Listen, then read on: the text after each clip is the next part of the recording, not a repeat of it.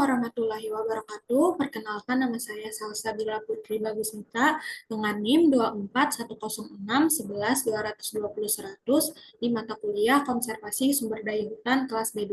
Hari ini saya akan mempresentasikan tentang populasi satwa liar sebagai indikator keberhasilan konservasi. Di dalam PowerPoint ini terdapat 6 bagian. Yang pertama adalah latar belakang, kedua ada rumusan masalah dan tujuan, ketiga ada pengertian indikator, keempat ada konsep satwa liar sebagai indikator, kelima ada pembahasan, dan keenam ada kesimpulan.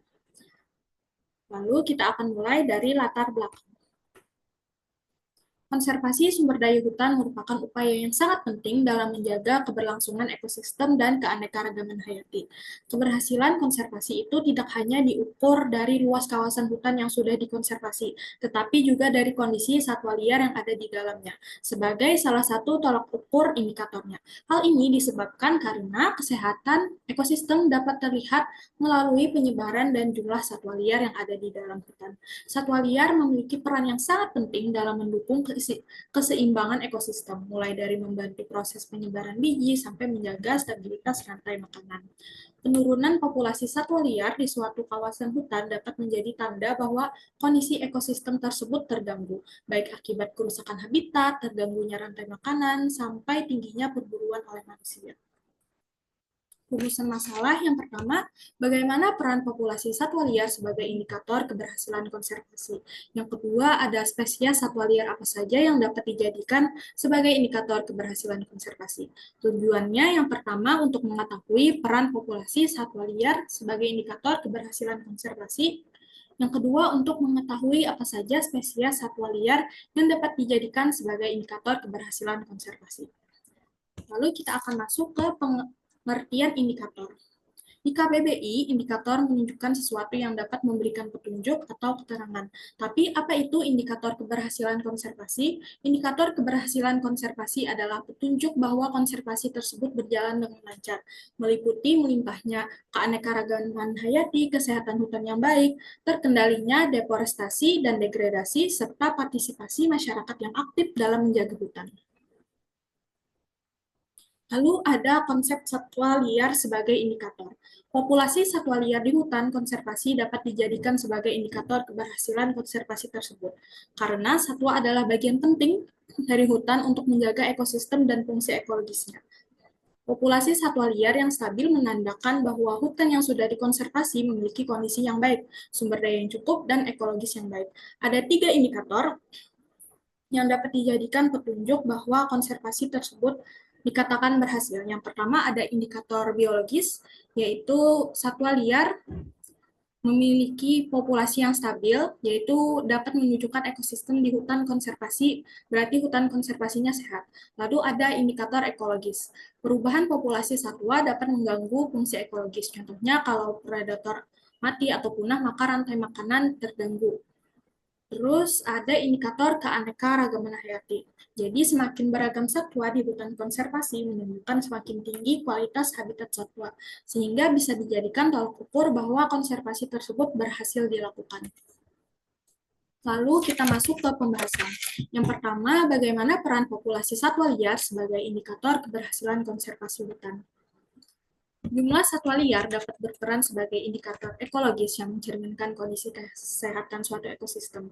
Peningkatan jumlah populasi biasanya menjadi tanda keberhasilan upaya konservasi hutan karena kestabilan ekosistem sangat bergantung pada keberadaan satwa liar dalam menjaga keseimbangan rantai makanan, membantu penyebaran biji, serta mengendalikan hama.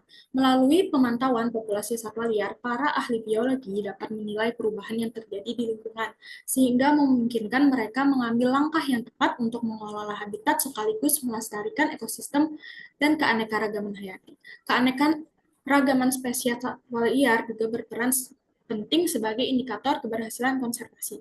Keanekaragaman spesies dapat menunjukkan apakah ekosistem hutan konservasi tersebut sudah baik atau belum. Semakin beragam spesiesnya, semakin baik ekosistemnya. Lalu yang kedua pembahasannya spesies satwa liar apa saja yang dapat dijadikan indikator keberhasilan. Spesies yang dapat dijadikan sebagai indikator keberhasilan konservasi adalah spesies yang memiliki karakteristik tertentu, seperti spesies kunci, key species, spesies payung, umbrella species, spesies bendera, flagship species. Yang pertama ada spesies kunci.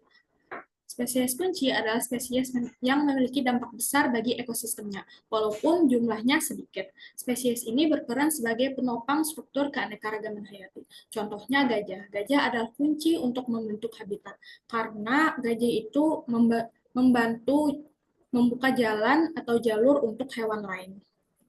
Lalu ada spesies payung atau umbrella species, yaitu spesies yang melindungi spesies lain dalam ekosistem yang sama karena membutuhkan wilayah jelajah yang luas. Contohnya ada harimau. Harimau itu berperan sebagai predator puncak dari rantai makanan yang berfungsi mengontrol keberadaan satwa mangsa di bawahnya agar populasi mangsa di bawahnya itu tidak terlalu membludak. Dan ketiga ada spesies bendera, spesies yang digunakan sebagai simbol atau ikon untuk meningkatkan kesadaran publik serta memperoleh dukungan dana bagi upaya konservasi dan spesies tersebut. Contohnya ada orang utan.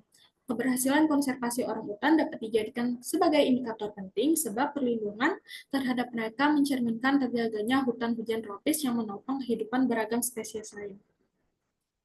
Kesimpulan dari PPT ini adalah populasi satwa liar dapat dijadikan indikator utama keberhasilan konservasi karena stabilitas jumlah dan keanekaragaman spesies mencerminkan kondisi ekosistem yang sehat. Satwa liar berperan penting dalam menjaga fungsi ekologis serta keseimbangan rantai makanan, penyebaran biji, dan pengendalian hama, sehingga kelestariannya menjadi tanda bahwa upaya konservasi berjalan efektif. Selain itu, keberadaan spesies kunci, payung, dan bendera memberikan tolak ukur yang lebih spesifik.